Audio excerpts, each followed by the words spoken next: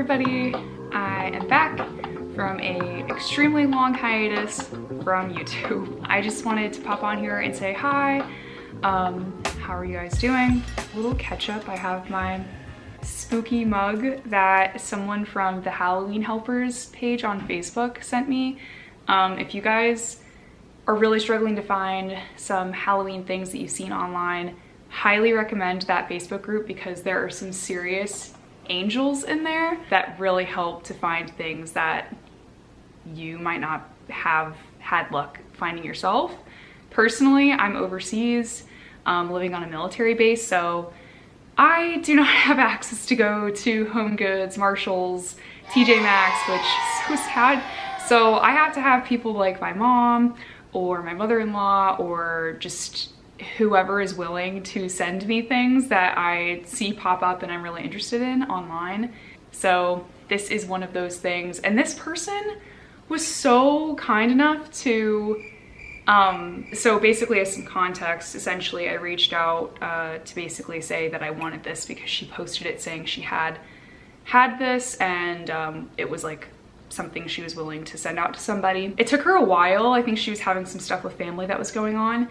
And I paid her and everything, or, oh my gosh, I'm getting this story wrong. I was going to pay her, and I sent her my address, and a couple days later she reached out to me saying she'd already sent it out, and I was confused, so I was like, wait a second, I didn't pay you. She's like, no, it took me way too long, so it's on me. And I almost cried, because that's super, super kind, and was not expected. So, like I said, just some seriously nice people in that group, and also, like, you basically only have to pay for the item and shipping, and like, in some cases, maybe like some packaging material fee, but amazing group, godsend, because there are some things that I just cannot find, and my mom cannot find, so.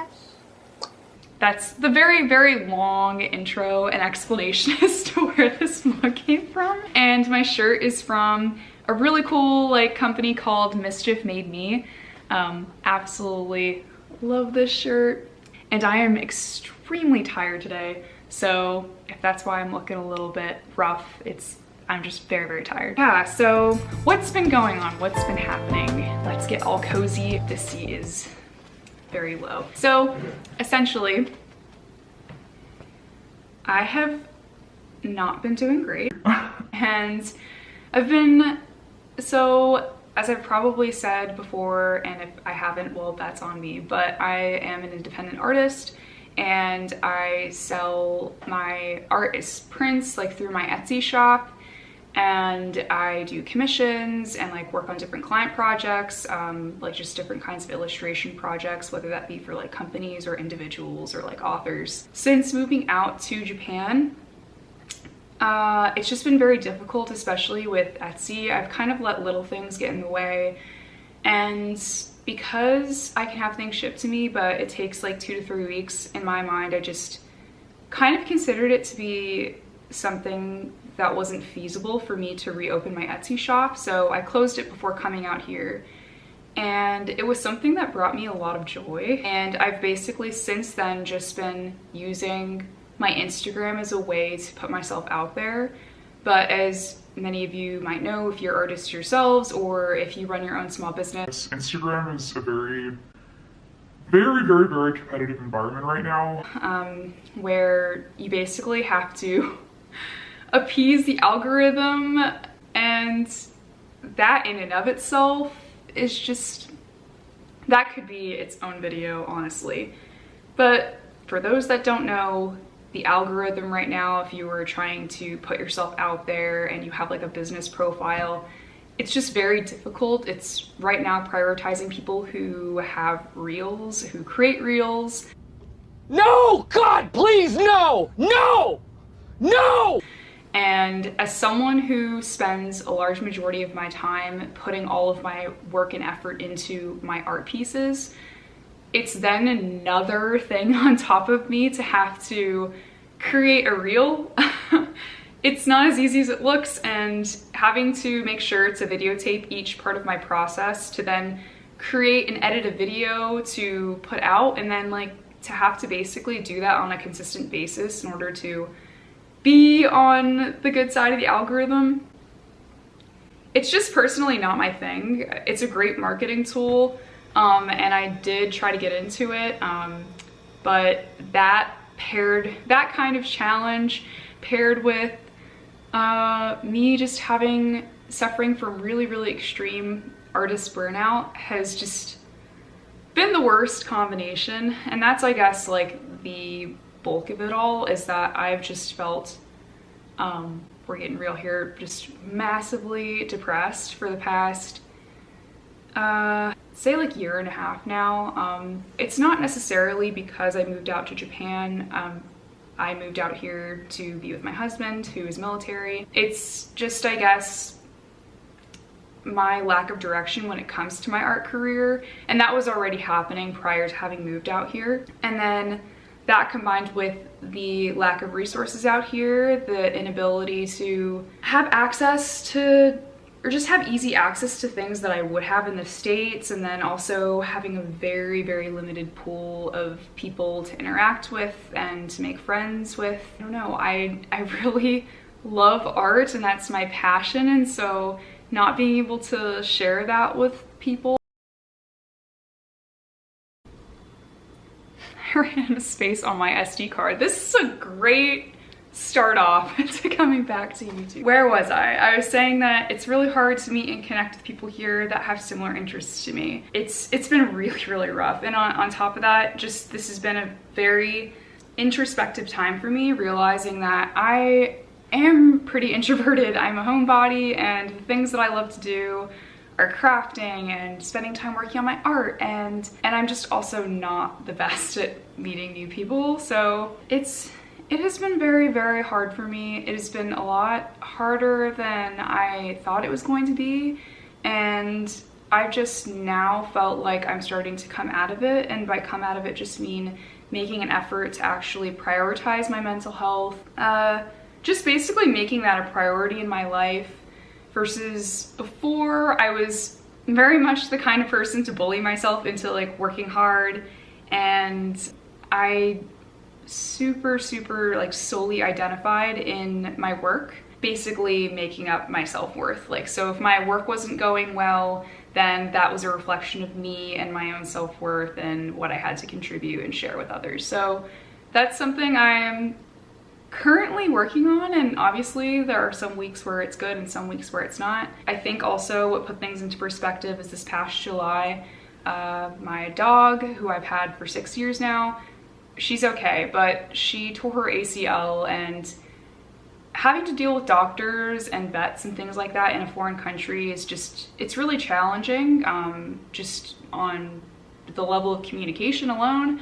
And then everything is just so much smaller here. Like I said, there aren't as many options. So having to drive an hour and a half to take my dog Kita to appointments, and it was just so stressful and so hard, and I completely stopped drawing at this point. Like, I've been kind of on and off for the past year and a half now. Again, like kind of like forcing myself to do it and forcing myself to get into it. It just hasn't worked, and I think once this happened to Kita and we had to do surgery, and the surgery had complications, I just couldn't take it anymore. Like, the stress that I was putting on myself, and also the external stress, and the lack of what I don't want to say lack of support, because there is like support from the military community here. It's just, I guess, the lack of having friends that I feel like I can really confide in, and me being so introverted, it just all came crashing down on me, and it was a lot. I don't think I've been that depressed in a really, really long time. And she's like she is my best friend when my husband is away on deployments or has a lot of, he's really busy, but just because of the nature of his work. She is she's the dog, I think of her as a person, who is there with me all the time, and is a huge, I don't know, support system for me. So when she had her surgery, she was pretty much like, they kept her at the vet. That's like very unique to Japan, I guess. You don't have to pay extra, but they just kind of kennel them there to keep an eye on them. And she was there for a whole month. A whole month she was there, and God, that was such just a horrible time for me. I was already kind of not doing great before that, and that just kind of made it all like so real, I guess, how bad I was doing. And once she came back and things started to get better and like family visited after the fact, I just felt this level of gratitude that I haven't felt in a long time. Gratitude for the fact that she's okay, she came back, she's recovered, my husband's okay, I'm doing okay. And it just kind of made me realize that my art, while I'm not happy right now with maybe what I'm producing, my priority is my own health and my family's health. And I want to get to a point where I'm able to create art that really connects and speaks to people. And primarily, I want to get to the point where my art fulfills something in me again, because I think that's been the major problem, is that a major reason why it's so difficult for me to actually create and feel like I'm not pulling teeth every time I go to my tablet is because I don't even know why I'm creating anymore. I feel like once I started to make it my business and, or make my art into a business, I should say, and use Instagram as a tool to like promote my work, that kind of consumes me, and I think it consumes a lot of other people, and then they feel this artist burnout because you're not a machine and Instagram is a machine, and there's this expectation that you should be posting like once per day and like be super consistent, and consistency is important, I think, in no matter what you do. But the thing is if you miss a couple days, no one cares. Instagram doesn't care, no one's checking in on you. This is gonna sound really, really blunt, but no one gives a damn about how you're doing on Instagram. You have to care about you. You have to care about your own inner artist. You have to care about your own well-being and your own health, because no one else is going to care. And obviously, like, your friends and stuff like will care. I just mean like the Instagram, like, I don't know, ether, like just everything out there in Instagram. It is literally meant to take advantage of your content to drive their ads, to drive people to your platform. So it's kind of a brutal, it's just brutal. And I have since stopped using Instagram for the past like couple of months, and I feel a lot better. And I think part of it is just the competition is so intense, and that's like felt, you know, whenever you're on Instagram and you're looking at someone, you're like, why do they have so many followers? And you're trying to be strategic about it, but then it ends up feeling like you're less than. Like, why can't you be a part of something that you want to be a part of so much? And that's something that I've really struggled with, is I don't think it's unnatural to want people to care about the work that you're creating. It's natural. As an artist, you want to share the work that you're creating. That's like half of the fun, in my opinion, is, you know, you have an interest and you're creating something, and then you want to share that with other people so that they can take part of the joy of your process and the product. But when you don't have that, and you don't have that kind of interaction, it feels like sad. It just feels, I don't want to say empty. It kind of just feels like, what's the point? It kind of makes you think of that one quote, like, happiness is only real when shared. And I think, obviously, this isn't to say like that you should be solely dependent off of other people's opinions of your art and their reactions. You should take joy in it first, but I think it's unrealistic to expect that that's the only thing that you want from it.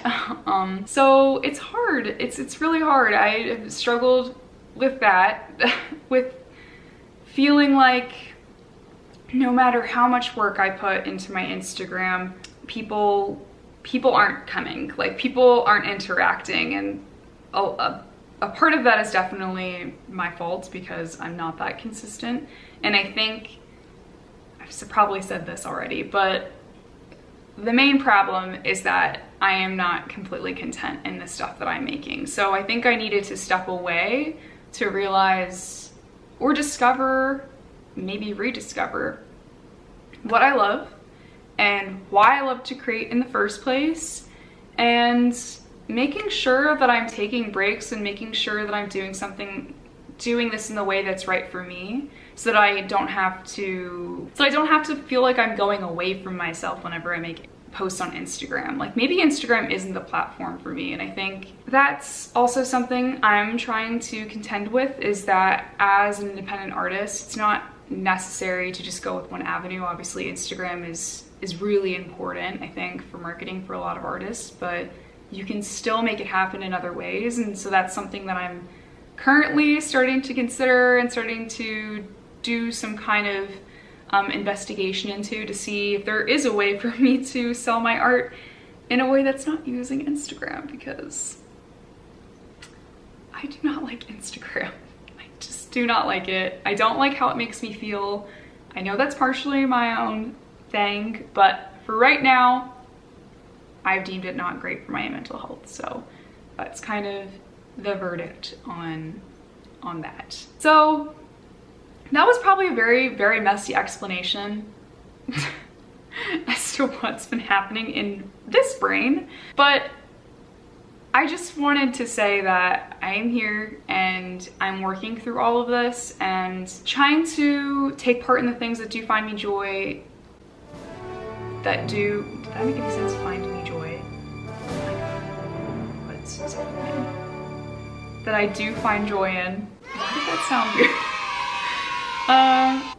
Apart from art, because that's important too. I feel like you have to have some kind of lived experience in order to create art, or things that you really love. And if you don't have anything that you love outside of art, you're gonna start depleting that well to work from. So inspiration is to come from things apart from your art, and apart from people who you think are doing amazing, because that is another thing I feel like that artists or Instagram can do, like the effect it can have on you, is constantly be putting this incredible art in your face, and it starts to make you feel like, holy crap, I have so much work to do, or I have so much to improve on.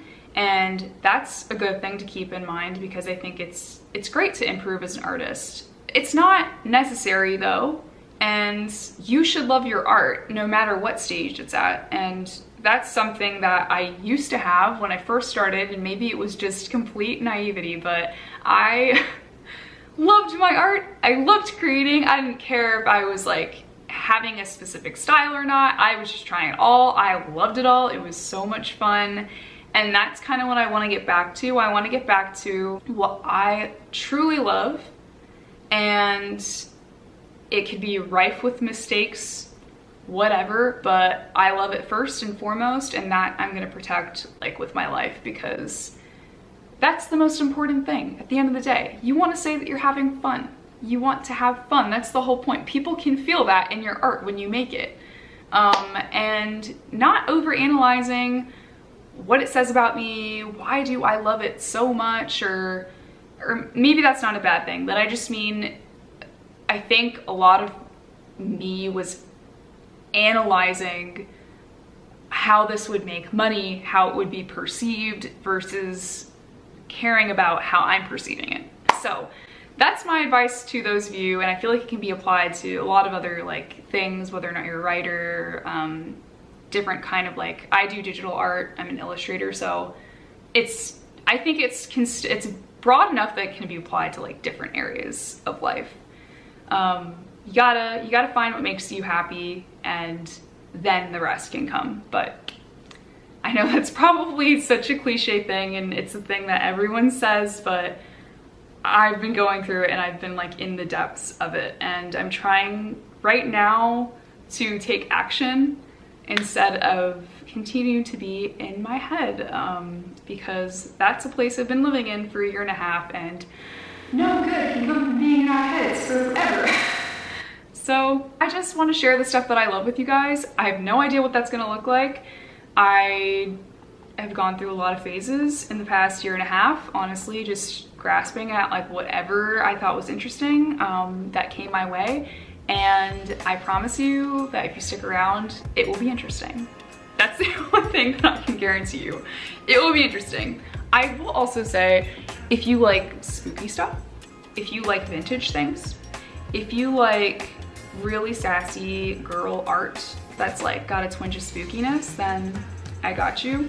What else? Vintage clothing. I feel like, yeah, vintage clothing, potentially some thrifting. Maybe like a dash of travel. So I'm just figuring it out, and that's okay.